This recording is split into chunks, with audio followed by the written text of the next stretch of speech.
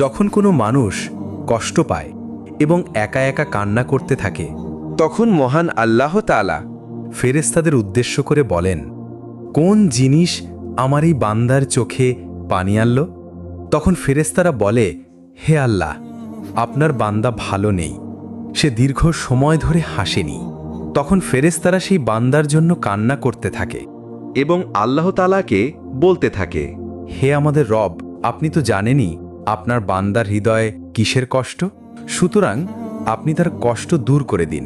তখন মহান আল্লাহ তাআলা বলেন, আমার বান্দা তার জীবন থেকে এমন কিছু হারিয়ে ফেলল যা সে অধিক ভালোবাসত। আমি আল্লাহ তাআলা শপথ করছি, আমার বান্দা যা হারিয়েছে এর চেয়ে উত্তম জিনিস আমি তাকে দিব, যা দেখে দুনিয়া ও আখেরাতের সবাই অবাক হয়ে যাবে। সুবহানাল্লাহ।